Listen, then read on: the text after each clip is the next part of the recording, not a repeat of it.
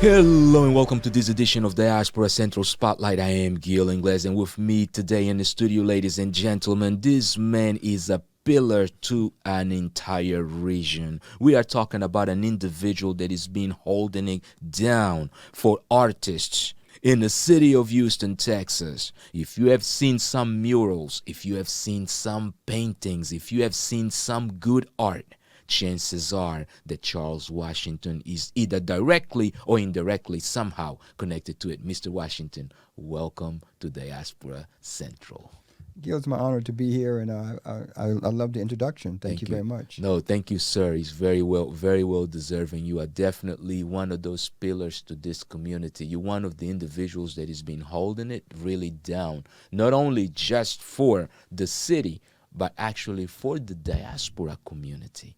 Because a lot of times we fail to realize that we actually are creating a culture that we live, which is the diaspora culture. And we can't move forward until we're able to connect both the diaspora culture and the continent. So bridging that gap becomes important. You have always been one of the individuals that has done that, not only through your art, even through your community efforts, through your other engagements. And today, we hopefully will get a chance to touch on all of those things. Can we do that? Of course, just what you're saying as far as just by being able to get the diaspora together, you have to really understand yourself, and then you have to share it, and that's very important, especially in my legacy. In order to be able to be creative, you have to share that so others can be as creative as you and go beyond yourself. Indeed. And you brought up a word that lately has become one of the words that I tend to use a lot of times, legacy. Yeah, that's very important because it's not about an individual. It's about what they can actually invest into for the future. Right. And creating a legacy is very important because it creates stability in the community, but also creates stability in your culture. Right. Continuity. Mm-hmm. Yeah.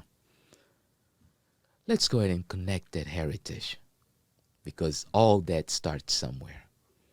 Yes. It started in the Carolinas, living in a South community, very South orientated, quote the Gullah people. My parents and their parents, actually migrated from the Carolinas, to the East Coast. And that's what really gave me a better understanding on my journey and also who I am as a person. Right. Developing and not knowing who you are is a difficult task. Indeed. So, from the Carolinas, come from a big family? Yes, it was four of us. Okay, well, not that big. Four is not big. It's average. So it's average. That's average. Yeah. All right, let's go. Mom and dad. My mom, she's here with us now. She's 83, and spoke to her yesterday. She's my heart. She actually shared and gave me a lot of understanding of who I am as a person. Right. And how to grow. Mm-hmm. And my dad, he passed when I was actually in high school, which changed my life. A different perspective. Actually, very athletic. Mm-hmm. And I had a scholarship to go to St. Mary's Benedictine College, which to play football, which I decided not to do, and decided to take art at Delaware State, and that's what led me down this route. There you go. A big change in courses, right? Well, they're similar because being an athlete and being an artist is basically in the same realm if you're talking about manifesting or getting some creativity from inside. Yeah. Mm-hmm. That drive comes from inside. Indeed. Now, what is the mother name and what is the father name? My father's name was Chris Washington, and my mom's was Lorraine Washington. Lorraine Washington. Yes. Now, what about children? Do you have any children? Oh, yes, I have three. Charles, and my oldest son, and also my baby, which her name is Olivia, and Elaine, which is my older daughter. There you go. Now, growing up, of course, as you just said, you were very athletic. So sports was probably the one thing that you kind of looked up for. And where did that inspiration come from? Well, sports was natural to me, and also it was a way to be able to fit in. When I migrated towards, to New Jersey, I was the only black in the school, along with my sister eventually. But I didn't see a color at that point, you know. But I was always that athletic young man. But what was more important was to be able to get on the bulletin board. There you go. And and what school was that? It was a Frio intermediate school. But to be able to get on the bulletin board and draw something was the most highlight of the day. Everyone's watching you, and I'm like, wow, I can't wait to be able to do that. Yeah. There was a young man, his name was Leon Kawadi. He used to go up there and create these really Walt Disney like Bambis and things, and I'm like, wow. Yeah. I used to go home and try to draw it, imitate, because I didn't have any classes, nothing. You know, but one day I got an opportunity, you know, to go up there and get on the board. Get on the board. That was a great feeling. There you go. But what happened years later when I graduated, you know, and I met up with Leon years later, you know, we were in school, high school, and then to college. And I asked him, I said, well, what happened? You know, you know, your work was great. He says, well, I just couldn't change that style. You know, I was always doing cartoon things, and I just got bored with it. Myself, I didn't have a teacher. I created my own idea, my own design. So I felt that it was an advantage for me to be able to create from within. Right. And it stayed with me. Yeah. And still doing it today. Exactly, exactly. And a lot of times that happens because a lot of people don't realize that it's like when it is you, it will be with you.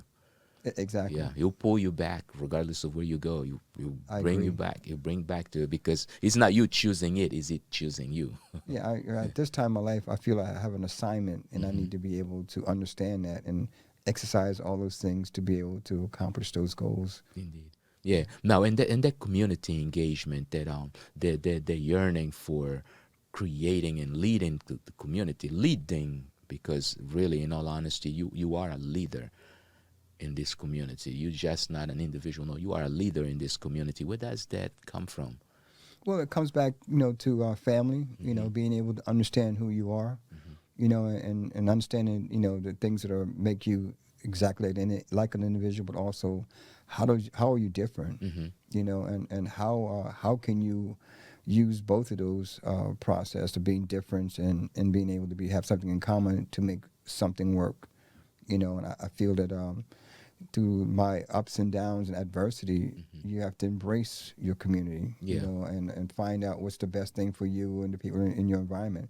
It's about, you know, you're talking about a village, you know, you have to really understand that that's what creates an individual. Indeed. How does the village create that?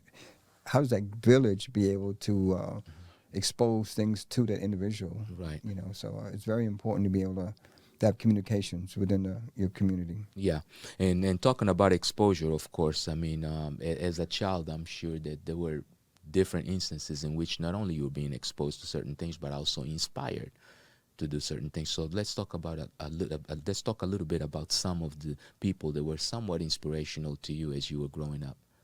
Well, one guy's name was Mark Chitwood.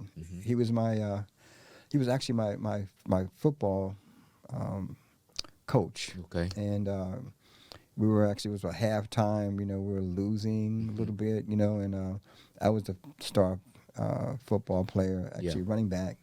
And he was at the top of the stand watching the game, you know, and then he comes back halftime and tell you what's going on. He was saying that you got to keep pushing. You have to hit that hole and just keep pushing. The first play of the game, I just hit that hole, and that was history. Ran an 89-yard touchdown. Last thing I heard was someone foot padding, and then that was it. And in the film, that guy, he grabbed for my feet, and that was it. He missed it. But the desire of that person that always says you got to keep hitting, you got to keep going, that resonated, that stayed with me all through my life, because when I'm down, I have to remember that. Indeed. And that same coach, years later, I went back to Houston. I mean, leaving from Houston, going to back to the school that I was located at, and he was a principal at that point. Okay. Walked in his office.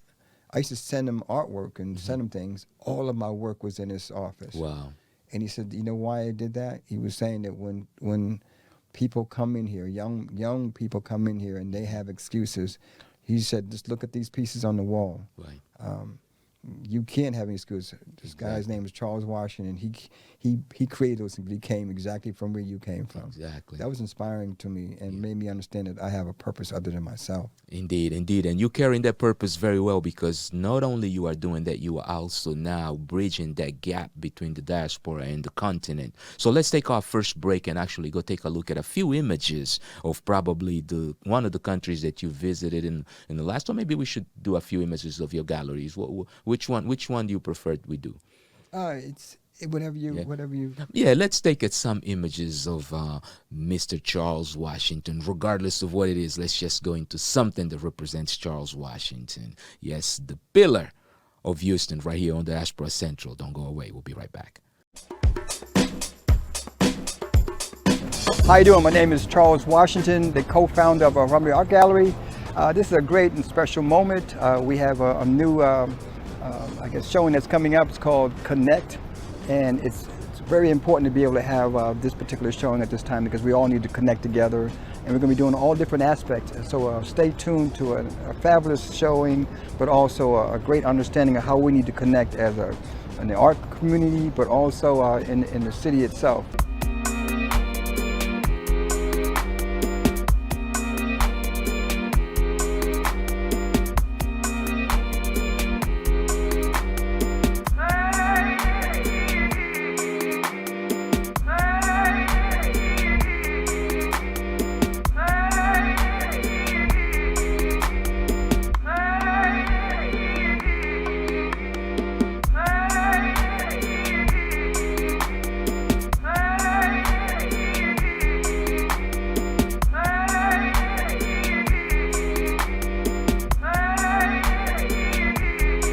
Join us, the Harambe Gallery, Charles Washington, and the community as we connect.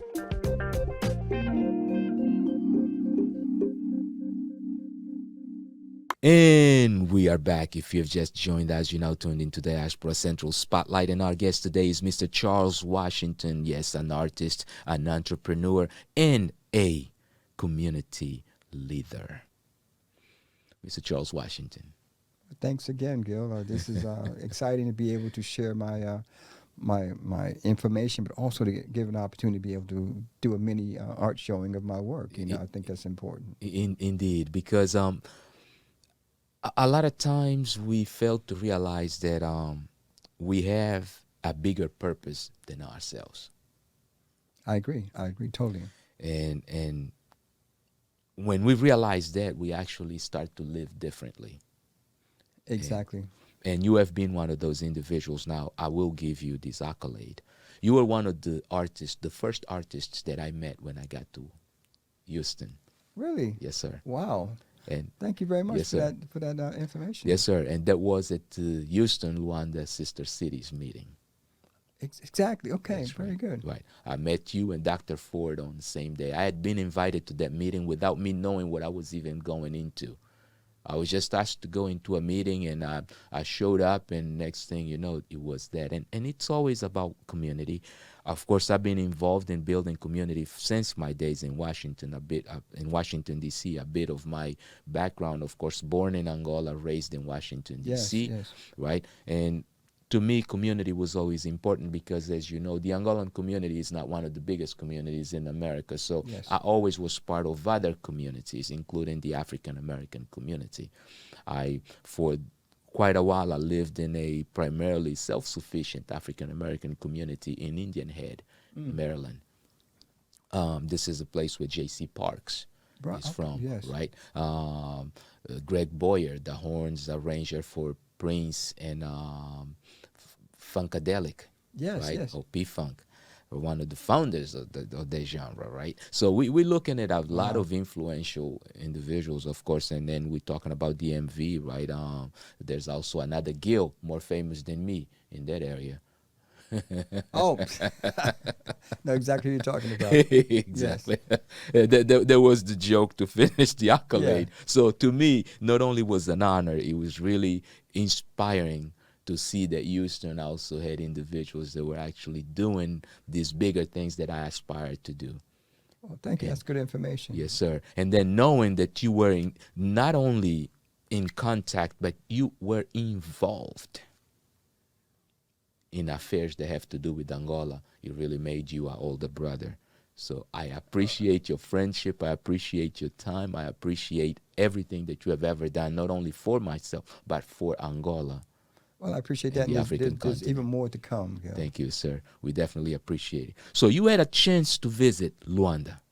Yes, that was extraordinary, and it changed my my life, and also gave me more energy to pursue my goals, and also to let me know that my legacy is going to be solidified by some of the actions that I'm going to be doing in the future. Indeed. Now, was that your first time in the continent?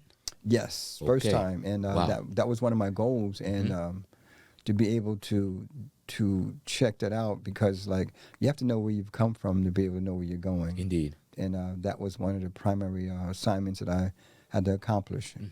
So how was it when you arrived in Luanda? First experience. First experience, it was interesting because I had to get my visa and those things, and first person I was introduced to was this military man, you know, very strong black man, Right. very stern, you know, and not knowing what I was getting into, I was, you know, hesitant, all those different things, and it was interesting. I was one of two blacks on the plane arriving, you know, so Right. we all One know of two. I mean, out of there was two. One was a female, and one Right. was myself. Yeah. And the other was from other countries. There you go. You know, Europeans. Yeah. And I was like, okay, you know, took care of everything. And after I did all those things, and this gentleman with a stone face gave back his passport, Right. and he says, you know, welcome to Angola. And the second thing he says, you look like us. Yeah. And he gave me a hug. There you go. That right there was like, Welcome I'm home. I'm home. Yes. That was a beautiful feeling, man. Indeed. Indeed. And that's one of the things that many people don't quite understand, and a lot of times there's that wrong perception that Africans of the diaspora, they're not welcome in the continent. I think is the way of dividing. You know, it's a whole process of dividing mentally and physically, and we have to get over that. And being able to, you know, take the cultural aspect of it, it brings people together, it connects people, and also it connects the diaspora, because we have to realize that without art and vision, we're going to have some problems, because culture and art is the nucleus of us reuniting, Right. you know, bringing our spirits back together. Right. Because one of the things that a lot of times we don't realize is we have never owned the narrative. Exactly. Someone else has always done that for us. Exactly. Now we have an opportunity to do so, and you definitely jumped at that challenge, and you are currently taking it forward. So let's talk a little bit about the projects that you got going on between Angola and the United States. Well, number one, the sister cities of Angola, Luanda, was fantastic. You know, I've been involved for about 4 years, and wanted to have that opportunity to be able to be part of the exchange program. Right. And you know, with the president, the president of the organization, Panama, and she gave me an opportunity to be able to be part of a program, which was by the American School of Angola. You know, a gentleman named is Marcos. Okay. He gave me a call, and I was actually on the freeway, and he said there's an opportunity, you know, to be able to do an exchange program. And we talked over the phone. I pulled over and talked, and he says, Right. well, give me a decision on Monday. I thought about it, but I'm like, this is an opportunity that I always wanted, and I Right. accepted. And the rest is history. You got an opportunity to be able to be part of an excellent program, and to be able to share information, but also to be able to learn a lot more about the organization and that process of getting students, art students, artists, students, to be able to do an exchange program. Right. So it was great. It was great. Right. And when you say an exchange, that means students from Angola coming to the United States to experience what art is like in America and vice versa. Well, more than the art, it's about how to be able to experience the social the art, but the culture. The culture. And the understanding of why you're like who you are and vice versa. Indeed. And to be able to go into a genre and be able to experience it from a different angle. Indeed. And then coming back together and having conversation and having a Q&A and see how those exchanges really work. Right. Now, while in Angola, did you get a chance to go experience that culture, the kizomba, the kuduro? Yes. Yeah. How was that? Fantastic. And I'm ready to go back, and I'm ready to learn a little more, much more. Yes. But one of the things that was very powerful was to be able to go back in time, in the 14th, 15th century, and see the way the buildings were built, and to be able to go to the museums and all those things to really understand the culture of and how things really occurred. It's unbelievable. The information that was shown was not in the books. Indeed. And we have to realize that we have to make our own history. Yeah. Can't have someone else make it for us. Indeed, and we got to document it. We got to definitely document it. And hopefully this is another step into that, because in all honesty, it is important that people that go visit the continent, that they share their experiences, good or bad, they should be shared so that we can have a true understanding of what it is like to visit the continent. Now, one good thing about Angola, of course, there are different provinces aside from Luanda. Did you get a chance to go beyond the capital city? Did you visit any provinces or any other regions? That's the next project. I'm going to be going back, and I'm going to go to all the provinces, and also it's part of a UN project. Okay. And I'm one of 7 artists that's going to be there, and we're going to go to all the provinces and be able to understand more and create art, poetry, to be able to share my experience and the other artists' experience and bringing it back. Right. To have more conversation. Indeed. And that's something that is always definitely great. So we'll be right back.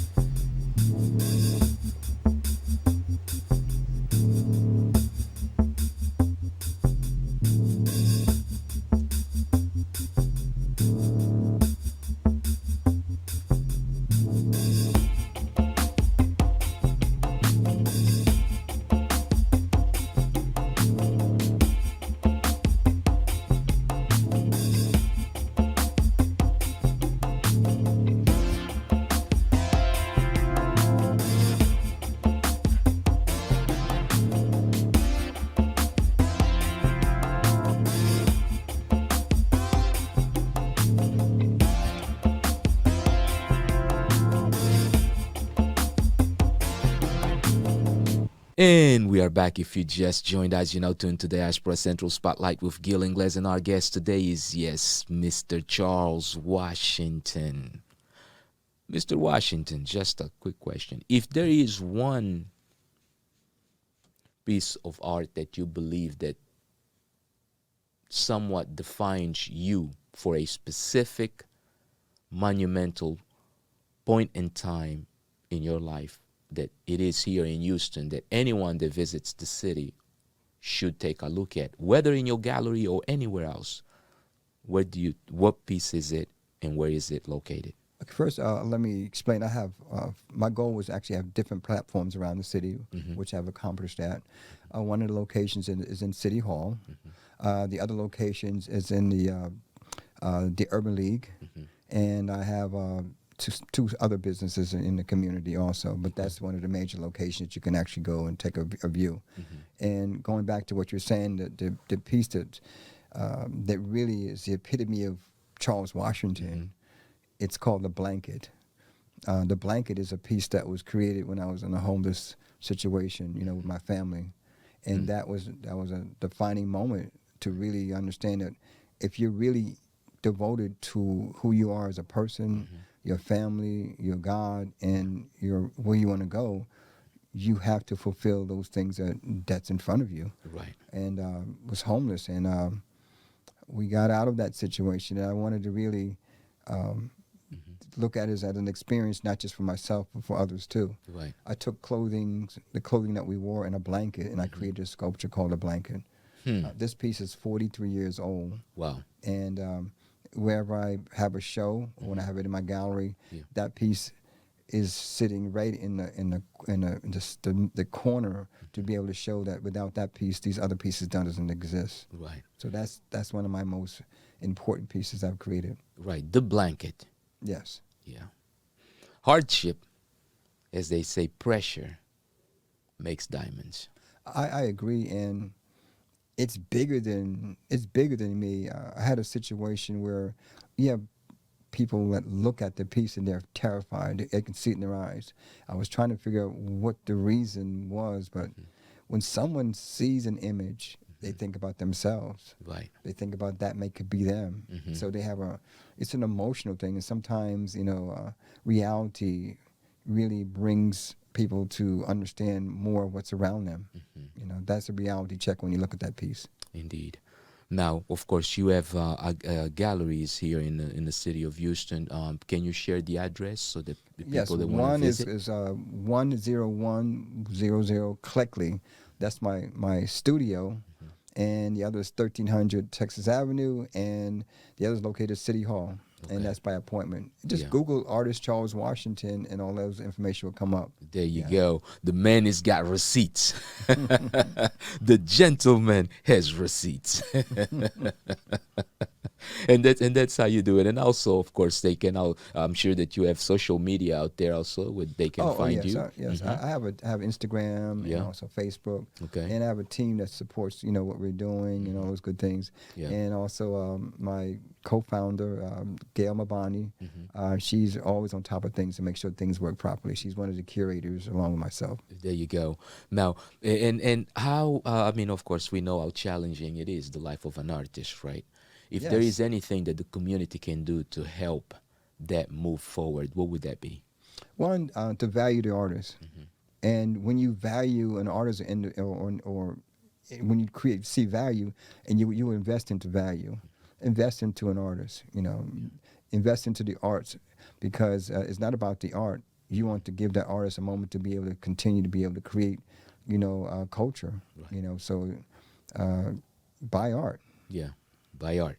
Yes. Buy art. Support the artist. And it's an investment because you're invested into your culture. Right. Because you never know what you get. Now,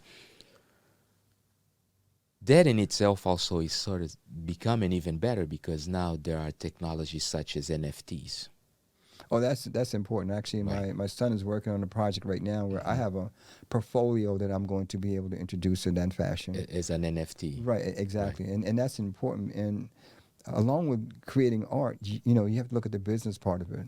I'm a mentor. So when I'm mentoring young artists, just professionals, I let them understand is you have to look at the business part of it. And the structure to be able to be successful. And I also, teach a lot of those things, do workshops. Indeed. Now, and your workshops, they normally happen at what season of the year or any time? It's by a schedule. Schedule. I lecture and also have different workshop schedules, okay.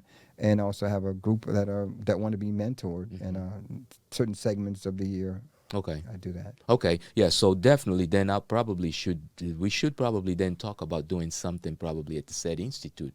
That'd be fantastic. Right? Yeah. Because I believe that would be a good workshop to kind of get some going. Now, if there was any kind of advice that you could give to any up and coming artist that is trying to get started, and of course is now at that point in which fear is probably trying to overcome.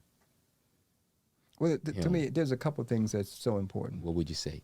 One, make a decision to be an artist. You have to be able to make a commitment. Make a commitment to yourself. Yeah. The other is that you have to find someone or an organization in your community that you make a commitment to. So it automatically becomes bigger than you. If you go around Houston, I have a lot of public art. I invested my own money into doing that. Yeah. The Shape Center is one of them, and they're all over the city. Right. And I did that for a reason because artists, they think ahead of their visionaries. Indeed. So if you have a plan, start thinking about how to be able to execute your plan for yourself and also for your community, because then when they catch up, you're grooming them to be able to be investors and collectors. So you want to be able to be a student and also a teacher to be able to do that. You know, so I have actually, I have the most sculptors, you know, as far as African American in Houston. There you go. You know, because I understand what it's necessary to be able to maintain your culture. Without those things around, your community is not going to be able to buy in on who they are and the value of the arts. Right. Now, is there anything that we have not yet touched that you would like to leave with our audience? One, stay true to yourself. And this project that I have called the Connect, it started about 2 years ago, and I'm literally connecting with the people in the community and also around the globe. And that's very important. And to be able to stay tuned, you know, because we all as one need to be able to protect the diaspora, but also learn more about it. And this is our renaissance, you know, this is our period of time. Indeed. And I really appreciate, you know, yourself, Gil, and what you're doing and the platform that you're creating for other individuals to be able to have a voice. Thank you. That's very important. Thank you. It's all part of the thing that, like I said, I look at you as an inspiration in itself. You mentioned doing pieces and investing your own money into creating those pieces and sharing those pieces with public spaces. And if we all did our part, I think we can definitely create a much better world, and we can also inspire others to do so. So I really look up to you for inspiration.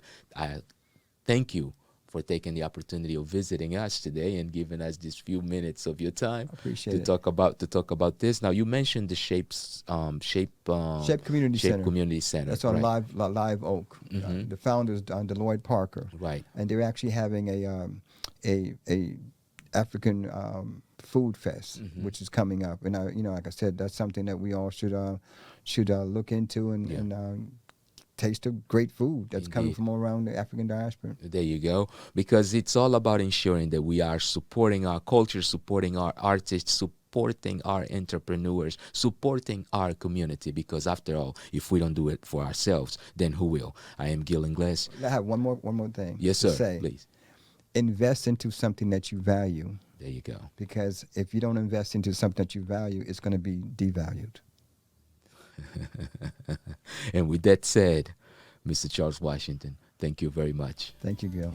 I am Gil Ingles. Until next time. Peace.